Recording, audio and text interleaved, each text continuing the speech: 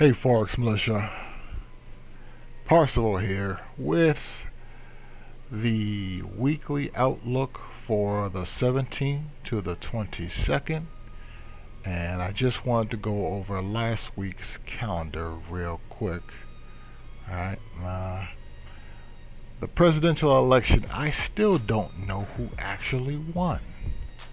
Right, Macron and Marin.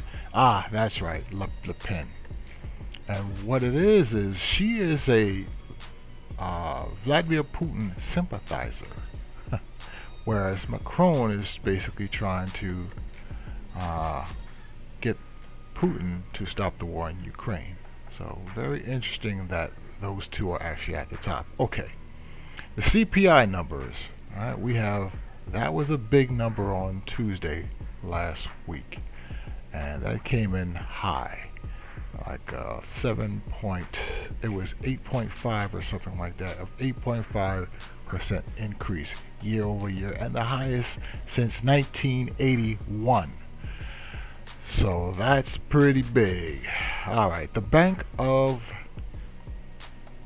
the Royal Bank of New Zealand, instead of raising 1.25, they raised it to 1.5. So that was a 50%,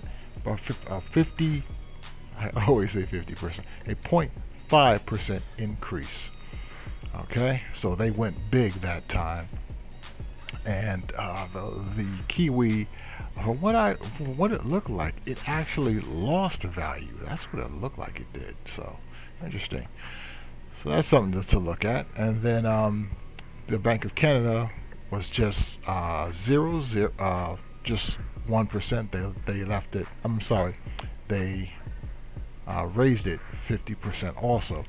So this is coming down the line. It's looking like the Fed is also going to raise 50% also, 0.5%. Sorry. And on the euro, they raised it 0. Okay, they didn't raise it at all. Alright, and retail sales.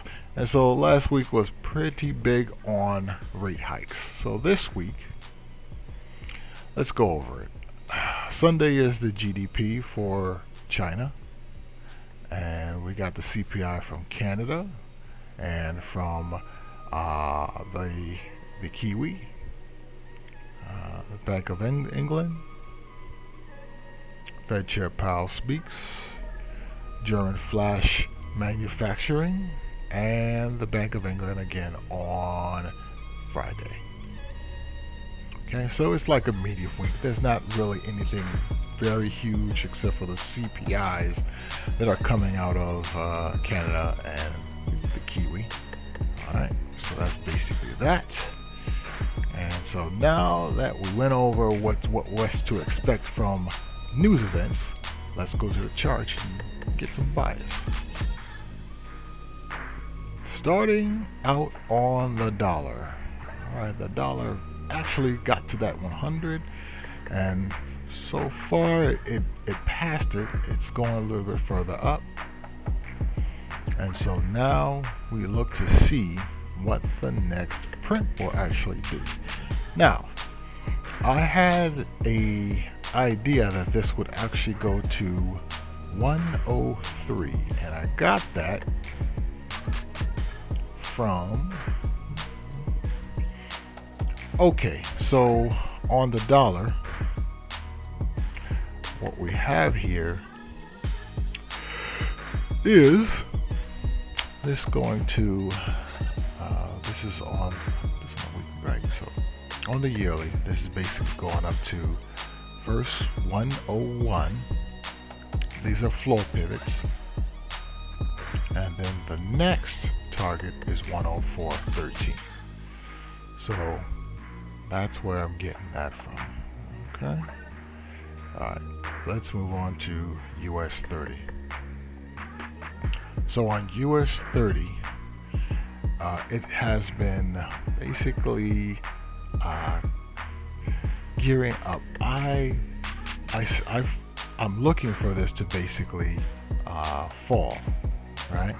Looking for it to basically fall down to at least 31 Now, in the previous week, because this is April, and usually in the month of April, the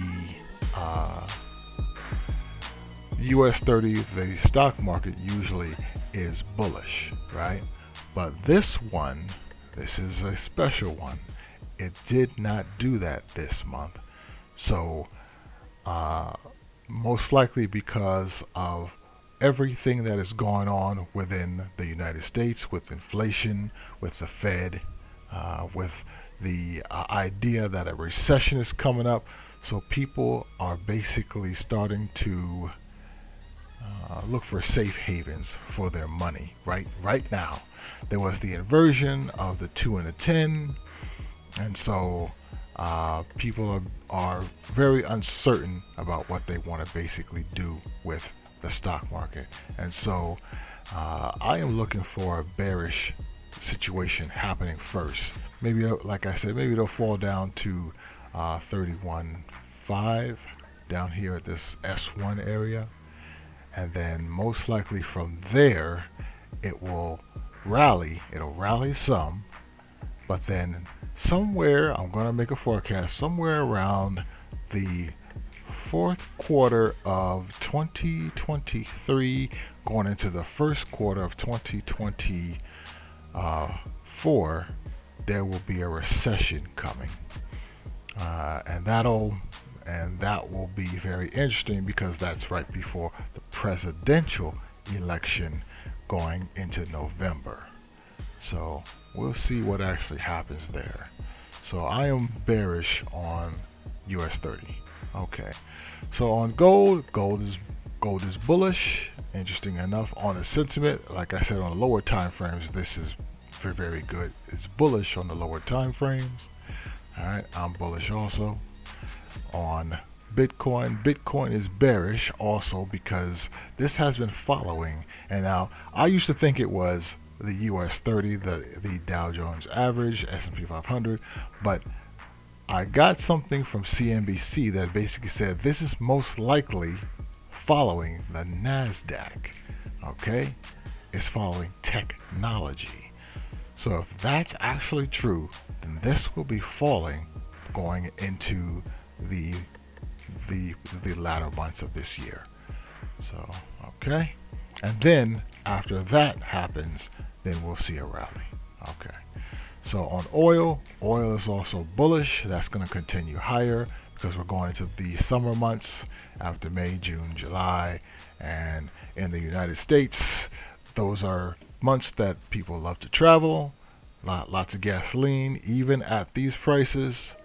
The loonie, and I said this in the last one, most likely this will probably consolidate. It'll be very, very range bound because the dollar is gaining and of course oil is gaining.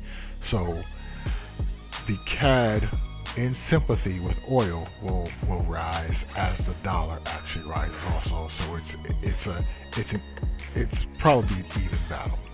All right, so that's going to stay range bound. The euro, basically, with the dollar going up like it is, this is going to continue to fall. Now, very interesting. The euro basically reached an area here, whereas there is what I call balance. And what it is, why I call it balance is, what it is the tops and bottoms of my stochastic are basically meeting. So just to what can I use here? Just to point this out. Let me see if I can find something so I can show you. Alright, this bottom is meeting this top over here. So right, this bottom here, you can't even see that one. Okay. This bottom here is meeting this top here. And so that is what I'm calling balance. Just because. Right? So because of that, that is creating an area that there is I don't want to call it supply and demand, but that's basically what it is. And so I marked it off in this area where you would get a bounce out of that. So this is a bounce. This is an area where this bottom has met the top of something back here. Okay. All right. So I expect some either consolidation, a bounce, or something like that to basically happen. Okay. All right. Let's go on to the pound. Okay. The pound also, as you can see in that area, also has reached, for one, it has reached a weekly support and resistance line, as well as a balance area, a balance area. So I'm looking for a bounce higher off of that. Not necessarily, might not do that, but I'm looking for a bounce off of that. And with that, that'll basically do it for my my outlook and my biases for the currencies, Bitcoin, oil, gold, and the stock market. And so let's go on over to Trademiner picks and the review for my prior picks. If you like this content, please like this video, subscribe, and hit the bell icon to be notified of future episodes. See you over there. Okay, here we are on Trademiner Forex, and we are going bullish on the Euro British pound, the Euro pound, and that is from April 18th to May 16th. I wasn't able to do the neural network. There's something wrong with the program, so I'm going to have to call Gecko Software to see how I could fix that, see how I could remedy that so I can get the neural network back up running. Here's a little magnifying glass on how the neural network basically works. I don't know all of the parameters that they have inside of the neural network, but there are, what it is they basically give greater priority to certain things, and most likely when I call them during this week, I can get a small idea of what is basically going on with that neural network. If it's technical analysis, I wonder if they put in any type of macro news in there, like insurance and things of that nature, into the Forex neural network. So I'll find that out. All right. So okay, that's Trademiner Forex, and on Trademiner stocks we have bearish Procter and Gamble. Now this the Euro pound is bullish with an 80%, and this is 85% bearish. All right, Procter and Gamble, and that is supposedly going to go. And interestingly enough, probability on this is low. This one I was able to basically do, but with what's going on in the market, I thought it was a pretty decent call. All right, as you can see here, we've got some downward movement, and on both of these, on the my indicators, it's definitely looking like it's going to go south. So okay, let's first look at this, the Euro pound, and that's bullish. Now as you can see here, this is bearish. This is bearish. So I'm only going to take half of the position over here. We'll see what basically happens. Okay. And here, over on Procter & Gamble, we basically have this here, and this is bearish, right? And as you can see, the what you call it is going to go south, all right? And that's from the 19th to May the 13th. Okay, so we are going over to what's going on with the account, and I had some good trades here, right? Up to 94,000. But as you can see, because I have so many long positions, I have two that are in the green, but everything else is in the red. Okay, and basically I'm at a loss of 16,000 over here, so we're down to 77.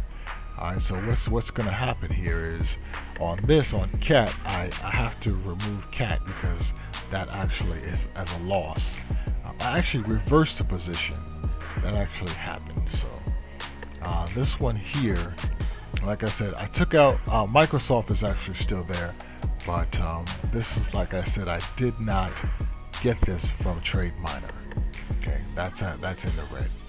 All right, HD is basically in the red. The only one that is a Trademiner pick that is in the green over here is actually Walmart. Actually two. I'm sorry. The Euro Swissy and Walmart are both in the green. So that right there is, okay. All right. But as it is, hit me up in the comments. Let me know what you think. So far, the account is definitely losing. So let me know what you think. Okay. All right. So with that, that's just a review, and that should basically do it. Throw me a like, throw me a comment, and let me basically know if you have any questions about Trademiner or how I basically trade pivots. And so with that, knowledge is power. Be power hungry and power to the people. This is Parzival signing out. No ruble.